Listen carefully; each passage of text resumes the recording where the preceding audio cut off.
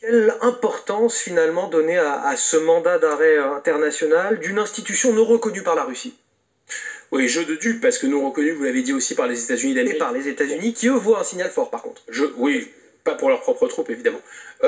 Donc je pense que jusqu'à présent, la guerre, cette guerre terrifiante, elle peut être lue avec un prisme qui est très rassurant, qui est de dire depuis le départ, et on l'a vu encore avec cette affaire de drone, les états-majors américains, les états-majors russes au plus haut niveau ont gardé le contact. C'est-à-dire qu'en fait, c'est une guerre par procuration, mais, enfin en tout cas du côté américain, mais on veille de part et d'autre à ce que ça n'escalade pas. Donc ça peut paraître assez rassurant, quand bien même ce serait vraiment l'horreur absolue sur le terrain. Oui, mais sauf que, il y a par exemple cette affaire de tribunal pénal international qui montre que il n'y a pas de possibilité ou de volonté du côté occidental d'arriver à la table des négociations et d'arrêter cette guerre par la négociation, parce que ce qu'on imagine un Vladimir Poutine prendre le risque pour lui-même et pour tous ses affidés ou ses associés politiques de se retrouver mis en cage comme les amis de Milosevic.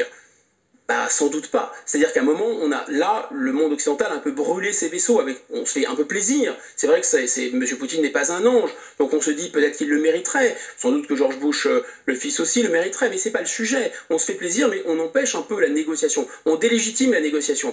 Donc il y a d'une certaine... La vraie ligne rouge, elle n'est pas tellement militaire, la vraie ligne rouge, elle est presque politique et juridique, c'est qu'on délégitime par avance la personne avec laquelle on peut négocier. Mais du côté russe, on en a autant à leur service, parce que du côté russe, lorsqu'ils attaquent le dollar et lorsqu'ils utilisent cette crise avec leurs alliés chinois, mais aussi avec la complicité, il faut le dire, de l'Arabie Saoudite, du Brésil, de l'Afrique du Sud, etc., d'attaquer le dollar, c'est une ligne rouge qui est franchie. Autrement dit, la nature militaire du conflit, elle est déjà horrible pour les Ukrainiens, évidemment pour les Russes qui sont entraînés là-dedans, mais c'est l'équilibre du monde et vraiment une sorte de fuite en avant qui est enclenchée, parce que là on dit finalement, on imagine que la Russie demain, ce sera un trou noir et qu'on ferait tomber le régime russe. En tout cas, c'est une hypothèse qu'on ne s'interdit pas. On va jusque-là. Et les Russes disent, bah, vous savez quoi, on va utiliser cette crise et cette guerre, puisque vous avez fait la guerre, nous allons détrôner le dollar au risque de déclencher une crise financière et monétaire gravissime comme le monde n'en a pas vu depuis 1929. Les analyses tranchantes et tranchées de Guillaume Bigot qui est revenu en forme ce samedi matin.